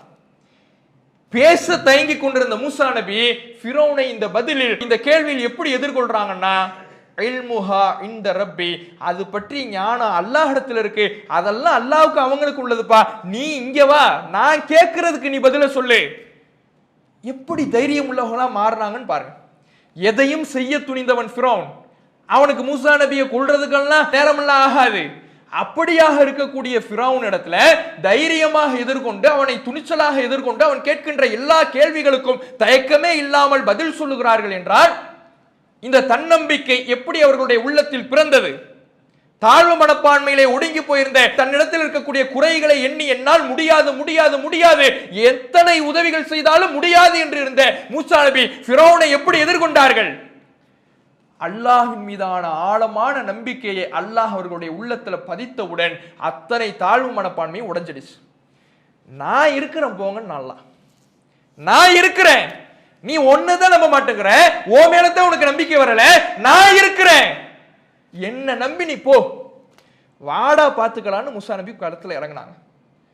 இப்படி இருக்கணும் ஒரு மனசு என்பது. மனசுல தாழ்வு மனப்பான்மையை வர வச்சோ எந்த காரியத்தையும் நாம செய்ய முடியாது. பல பேருக்கு எப்படி எல்லாம் தாழ்வு மனப்பான்மை வருதுன்னு பாருங்க. நிறத்தை வைத்து, முக தோற்றத்தை வச்சு, நம்ம கருப்பா இருக்கிறோமே, நமக்கு நிறமா இல்லையே, நம்ம இப்படி எல்லாம் தாழ்வு மனப்பான்மை வரதை பார்க்கிறோம். நம்ம அழகா இல்லையே, நம்மள்ட்ட காசு பணம் இல்லையே, நம்மள்ட்ட சரியா ட்ரெஸ் இல்லையே, அவர்கிட்ட எப்படி போய் பேசுறது, எப்படி அவரை நெருங்குகிறது, அவன் எப்படி வியாபாரத்தை தூங்குறது? பல பேர் வியாபாரத்தை துவங்காமல் வியாபாரத்தில் அடிபட்டு அடிபட்டு இருப்பதற்கு காரணமே என்னன்னா, இந்த தைரியமின்மை தான், மன தைரியம் இல்லாம தாழ்வு மனப்பான்மை தான். தொழிலுக்கு முதலீடு என்ன தெரியுமா? முதல்ல ஒரு தொழிலை துவங்குறீங்கன்னா அதுக்கு முதலீடு தைரியம் தான். காசு பணம் முதலீடு, பணம் போடுறீங்களா, அதெல்லாம் ரெண்டாவது தான். தைரியமா எதனாலும் நம்ம சந்திச்சிடலாம், லாபமோ நஷ்டமோ அல்லாஹ் இருக்கிறான்னு இறங்குறீங்கல்ல, அதுதான் முதலீடு. அந்த முதலீடு பலரிடம் இல்லாததுனாலதான் எத்தனை வியாபாரங்களை துவக்கினாலும் தோற்று போய் அவர்கள் துவண்டு போகக்கூடியதை நம்ம பார்க்கிறோம். அப்ப அந்த தைரியத்தை, அந்த மன தைரியத்தை, தாழ்வு மனப்பான்மை உடைத்தெறிவதற்கு அல்லாஹின் மீதான நம்பிக்கை மிக முக்கியமானதாக இருக்கிறது. இன்றைக்கு பாருங்களேன், ஒரு காஃபி நிறுவனம் ஒன்று இருந்துச்சு. அந்த காஃபி நிறுவனத்தினுடைய ஓனரு இந்தியா முழுக்க அந்த காஃபி கடை இருக்கும். அவ்வளவு பெரிய நிறுவனத்தை கட்டியமைத்தவர் ஒரு நாள் தற்கொலைன்னு செய்தி வருது. என்னடான்னு பார்த்தா, கடன் தொல்லை என்னால தாங்க முடியலன்னு ஆளு அவ்வளவுதான் தற்கொலை செஞ்சுக்கிட்டார். அந்த பிரச்சனை எதிர்கொள்ளுகின்ற துணிவு அவர் இடத்துல இல்லை. தன்னுடைய மனதை அழுத்துவதற்கு சரியான மருந்தை போட்டுக் கொள்ளாமல் அந்த தாழ்வு மனப்பான்மையிலிருந்து விடுபட்டு தன்னுடைய குறைகளை சரி செய்து தன்னுடைய நிறுவனத்தை, தன்னுடைய வியாபாரத்தை வெற்றி பாதைக்கு அழைத்து செல்வதற்கான தைரியம் இல்லை. ஆளு தற்கொலை. இது இங்கதான் போய் கடைசியில அந்த தாழ்வு மனப்பான்மை கொண்டு வந்து விடும். ஆளு இறந்துட்டார். அவருடைய மனைவியினுடைய மனதைரியத்தை பாருங்க. அதுவரை அந்த நிறுவனத்தை கட்டியமைத்தவர், அந்த நிறுவனத்தை எழுப்பியவர், பல கிளைகளாக அந்த நிறுவனத்தை ஆக்கியவர், எங்கு பார்த்தாலும் அந்த கடைகளை உருவாக்கியவர், பெட்டி கடைகளாக கூட அந்த பெட்டி கடைகளை போல கூட ஒவ்வொரு மிகப்பெரிய மாநகரங்களிலே அந்த கடைகளை உருவாக்கியவர், அவ்வளவு மனதைரியம் இல்லாம தற்கொலை செஞ்சு இறந்துகிட்டாரு. இறந்ததுக்கு அப்புறம் கடனாளிகள்லாம் வந்து நிக்கிறாங்க. அவரை நம்பி கடன் கொடுத்தோம், இப்ப தற்கொலை பண்ணிக்கிட்டாரு, இப்ப அவர் அந்த கடனை எல்லாம் எங்களுக்கு கொடுங்கன்னு வந்து நிக்கிறாங்க. அவருடைய மனைவி கொஞ்ச கால அவகாசம் கொடுங்கன்னு நஷ்டத்தில் போய் கொண்டிருந்த அந்த நிறுவனத்துல சில மாற்றங்களை செய்யறாங்க, சில முயற்சிகளை செய்யறாங்க, பல வியூகங்களை அமைக்கிறாங்க. கொஞ்ச நாட்களிலேயே மீண்டும் பழைய நிலைமைக்கு அந்த நிறுவனத்தை கொண்டு வந்து எல்லா கடனையும் அடைத்தார்கள் என்கின்ற செய்தியை பார்த்தோம். இதுதான் தாழ்வு மனப்பான்மையும் தன்னம்பிக்கையும். ஆணா இருந்தாதான் தன்னம்பிக்கை வரும், பெண்ணுக்கெல்லாம் தாழ்வு மனப்பான்மை தான், எல்லாத்துலயும் ஒடுங்கிதான் இருப்பாங்க, இதெல்லாம் இல்லை. ஆனா பெண்ணோ தாழ்வு மனப்பான்மை யாருடைய உள்ளத்தில் குடிக்கொண்டிருந்தாலும் அவர்களுடைய வாழ்வுல எதையும் சாதிக்க முடியாது. அல்லாஹ் இருக்கிறான் பார்த்து போன்னு இறங்கிட்டோம்னா அதில் வெற்றியை நாம பார்க்கலாம். அந்த காரியத்திலே நாம சந்தோஷத்தை, மகிழ்ச்சியை பார்க்கலாம். அந்த தாழ்வு மனப்பான்மையிலிருந்து விடுபட வேண்டும். அப்ப மார்க்கம் இதுக்கான வழியை அல்லாஹ்வை நாம சரியா நம்பிட்டோம்னா அந்த நம்பிக்கை நமக்கு இந்த தாழ்வு மனப்பான்மையை உடைக்கும் என்று நமக்கு சொல்லித் தருகிறது. அதே மாதிரி இப்படி நபிகள் நாயகம் ஸல்லல்லாஹு அலைஹி வஸல்லம் அவர்களுடைய காலத்துல ஒரு நபித்தோழர் இருக்கிறார். அவர் இந்த தாழ்வு மனப்பான்மையோடு இருக்கிறார். எப்படி அந்த தாழ்வு மனப்பான்மை ஒரு இடத்துல வெளிப்படுதுன்னா, அவர் கிராமத்திலிருந்து வரக்கூடிய ஒரு நபித்தோழர். அவருடைய முகத்தோற்றம் அவ்வளவு அழகாக லட்சணமாக இருக்கக்கூடிய முகத்தோற்றம் இல்லை. அதனாலேயே மக்கள் அவரை தூற்றுகின்ற நிலைமையில் இருக்கிறார். அவருக்கு முகத்தோற்றம் இல்லை, செல்வம் இல்லை, ரொம்ப பணக்காரர்லாம் இல்லை, காசு பணம் இருந்தா கூட ஏதாவது 4 பேர் வந்து மதிப்பா, அதுவும் இல்லை. இப்படி எல்லா வகையிலையும் பின்தங்கியவராக இருக்கிறார். மனம் நெருக்கடிக்கு உள்ளாகியவராக இருக்கிறார். அவர் பேர் ஜாஹிர். ரசூலுல்லாவுக்கு ஆனா ரசூலுல்லாஹ்விடத்துல அவ்வளவு நெருக்கம். ரசூலுல்லாவுக்கு ஊர்ல இருந்து வரும் பொழுதெல்லாம் அன்பளிப்புகளை எடுத்து வருவார். மதீனாவுக்கு வந்து அங்கே வியாபாரம் செய்வார், சந்தையில நின்று வியாபாரம் செய்வார். ஒரு நாள் ரசூலுல்லாஹ் என்ன பண்றாங்கன்னா, அவர் அந்த பக்கம் திரும்பி வியாபாரம் செஞ்சுக்கிட்டே இருக்கிறார். நபிகள் நாயகம் ஸல்லல்லாஹு அலைஹி வஸல்லம் அவர்கள் பின்னால இருந்து வராங்க. வந்து அவருடைய கையில இப்படி விட்டு அவருடைய பிடரிய பிடிச்சிடுறாங்க. பிடரிய பிடிச்சிட்டா திரும்ப முடியாது. இப்படி போயிட்டு லாக்க போட்டுட்டா என்ன ஆயிடும், அப்படியே திரும்ப முடியல. முட்டுறாரு, மோதுறாரு, ஒண்ணுமே தெரியல. ரசூலுல்லாஹ் என்ன பண்றாங்கன்னா, விளையாடுறாங்க அவர்கிட்ட. தன் எல்லாரும் புறக்கணிக்கிறான், எல்லா ஊர்ல உள்ளவங்கள நம்மள ஒடுக்குறான். ஆனா நபிகள் நாயகம் ஸல்லல்லாஹு அலைஹி வஸல்லம் அவர்கள் என்ன பண்றாங்கன்னா, அவரோடு விளையாடுகிறார்கள். சந்தையில நிக்கிறாங்க, மார்க்கெட். இவரை பிடிச்சிட்டு ரசூலுல்லாஹ் மை யஸ்ரில் அப்த், இந்த அடிமையை யாராவது விலைக்கு வாங்கிக்கிறீங்களாப்பா, இந்த அடிமையை யாராவது விலைக்கு வாங்கிக்கிறீங்களாப்பா. நிக்கிறது எங்க, மார்க்கெட், சந்தை. சந்தையில இப்படி ஒரு ஆளை பிடிச்சிட்டு யாராவது விலைக்கு வாங்கிக்கிறீங்களா, விலைக்கு வாங்கிக்கிறீங்களான்னு ரசூலுல்லாஹ் கேட்கிறாங்க. அவர் முட்டி போது யாரு யாரு யார் யாரோ வந்து நம்மளை பிடிச்சிட்டா அவ்வளவுதான், நமக்கு எது என்னவோ ஆக போகுதுன்னு அவரு ஏதோ ஒரு முடிவுக்கு வந்துட்டு வேகமா திரும்புறாரு. ரசூலுல்லாஹ் தான் நம்மளை பிடிச்சிருக்கிறாங்க, விளையாடுறாங்க அப்படின்னு தெரிஞ்சு அப்படியே முண்டாம அப்படியே நின்னுறாரு. ரசூலுல்லாஹ் விட்டுட்ட உடனே அவர் ரசூலுல்லாஹ் பார்த்து கேட்கிறாரு. அந்த வார்த்தை அவருடைய மனதில் இருக்கின்ற வேதனையை பிரதிபலிக்கும். அல்லாஹ்வுடைய தூதரவர்களிடம் அவர் கேட்கின்றார், அல்லாஹ்வுடைய தூதரவர்களே, வல்லாஹி தஜிதுனி காசிதா, உங்கள்கிட்டையும் நான் மட்டமானவனா போயிட்டனா அப்படிங்கிறார். அந்த வார்த்தையின் வழியை பாருங்கள்.